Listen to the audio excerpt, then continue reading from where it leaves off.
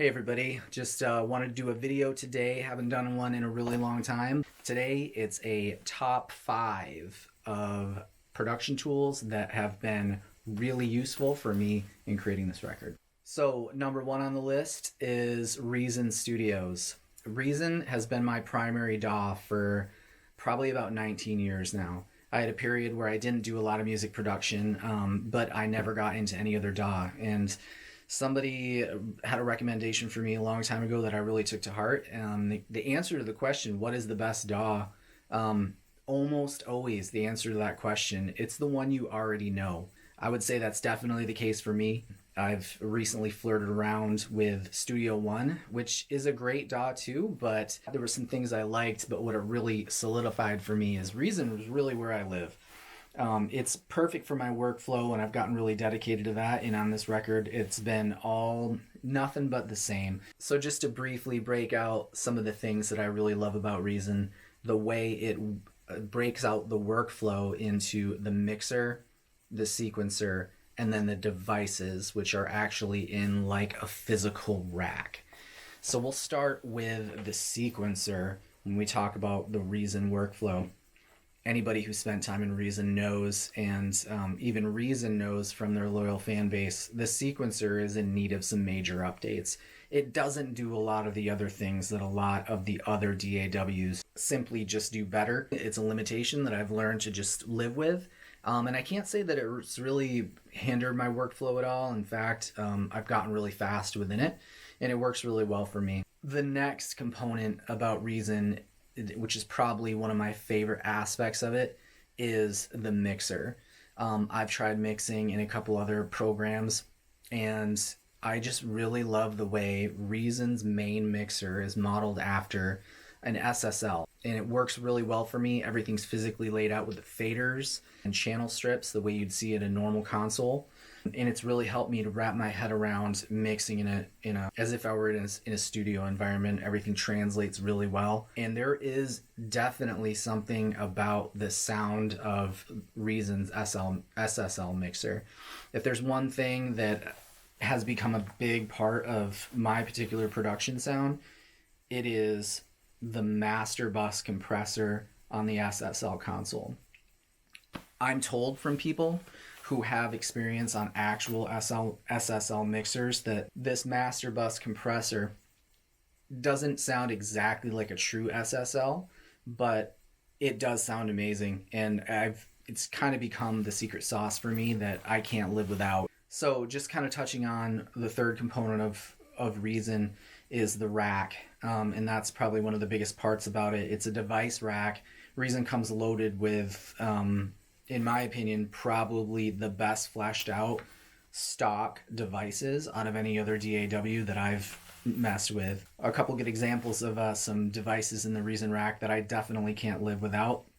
The Scream distortion unit, that's a huge part of getting a drum sound for me. Almost all my drum tracks have either a warm saturation from the Scream unit put on them at some point, or there's a preset in Scream called, I think it's called Dolby-ish, and it just smashes drums with, I don't know how else to say it, it's fairly abusive compression, and I love the sound of it. It can take something boring and turn it into something totally in your face that just smashes. And I would say for just general drum stuff, the Kong device, which is modeled after an MPC, it has some really incredible 808 sounds, which I use a lot for claps, hi-hats, and definitely that kick. The way I got introduced to Native Instruments was I picked up one of these, which you've probably seen. This is a Machine MK3, kind of one of their flagship hardware products. This thing is amazing, but I gotta tell you, I use it almost never. I rarely, when I'm putting stuff together, will plug this in and bang out beats on it.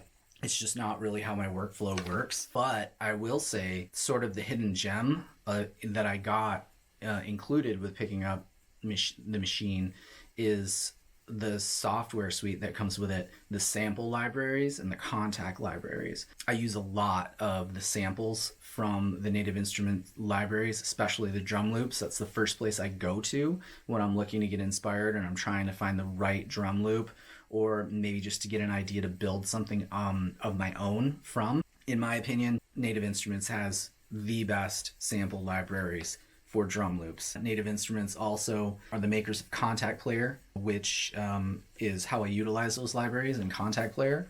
Just to go over a couple that I couldn't live without, number one is absolutely Butch Vig Drums. That is a really well built out drum VST that runs in the Contact Player by Native Instruments. And that is all over the new record. That was kind of my default drum sound that I used for almost everything. I believe it appears in some way, shape, or form on almost every song.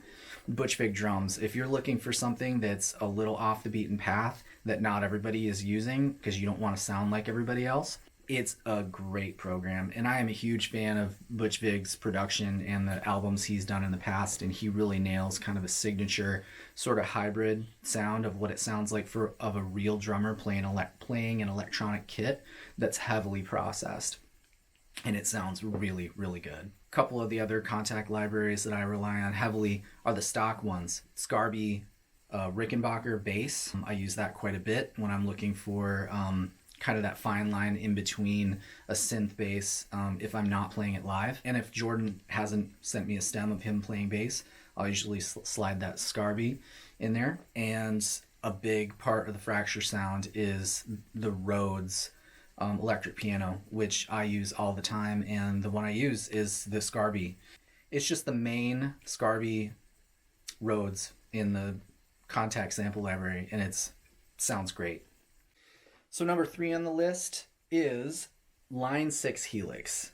One of my absolute top production tools, not just for this album, but pretty much everything I do. I've beat this topic fairly to death in a video that I did where I kind of went through and showed some of my main presets. And that's my jam. I have moved completely away from playing through tube amps. I don't have a pedal board anymore. I am doing everything in the box through Helix, and I could not be happier. I don't have enough good things to say about how this particular product has really changed my workflow and really made things a lot faster. Dialing in the perfect sounds and being able to go back and easily do punch-ins and match tones.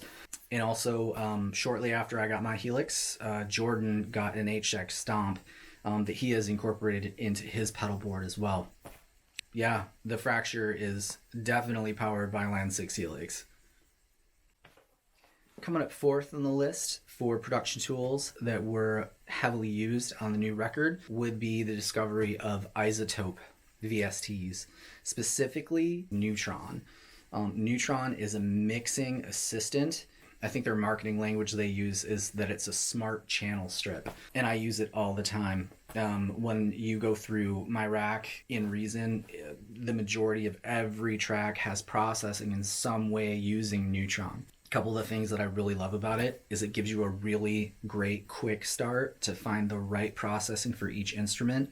It has a function where it'll listen to your instrument and it'll give you a starting point based on what it hears with its sort of AI mastering recommendations. And it never fails to put me in a great spot to kind of tweak it from there and dial things in.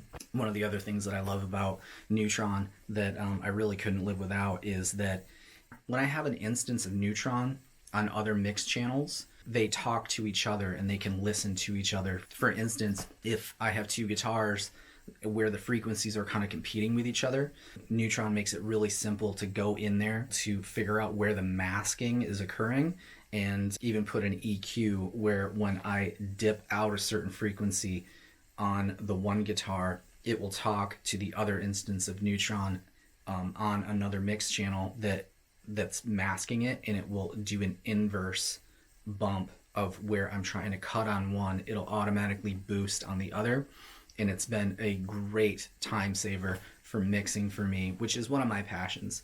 As a producer and working within the Fracture, doing all of our mixing, fine-tuning a final mix and getting it sounding perfect, Neutron is something I rely on heavily for that. Coming up last but not least on the list today of production tools that I used heavily on the new Fracture record for my portions that I contributed was getting a pair of the Slate VSX headphones. These things on their own are incredible headphones. They're super flat. They're highly articulated. The sensitivity on them is amazing, and it really lets you get in there and hear everything you need to hear, which is pretty incredible for being closed back headphones. The soundstage they give you is really great, and the enhancement in the lower frequencies and giving you an indication of what the low end extension would feel like if you were listening on monitors in a room. They have somehow found a way to replicate that in a headphone soundstage that I haven't heard anyone else come close to yet. But that's kind of just the tip of the iceberg with these things. Sort of the Trojan horse in value that came along with these things is the VSX software, which is a plugin. I put it on my my master bus, and what it allows me to do is it allows me to hear my mix in references as if I were mixing it in different studio environments. Slate has done an amazing job of creating these true emulations of some really famous studios where I can hear my mix as if I was sitting at the console right in the sweet spot of the monitors in various different studios that have different sonic qualities based on the way the room is treated. Sort of just the vibe you get from the near field, the mid field, and the far field monitors in a bunch of different rooms. And it's been indispensable for me to be able to get my final mixes to a place where I know they're going to translate across a bunch of different systems. One of the other amazing things is I can also check a mix right from my DAW as if I were listening through a car stereo system. I can listen to it as if I was listening through Apple earbuds. As anybody who knows, who mixes music, doing those checks on as many different systems as you can is critical to getting the final mix dialed in just right. And this has been an amazing tool for me.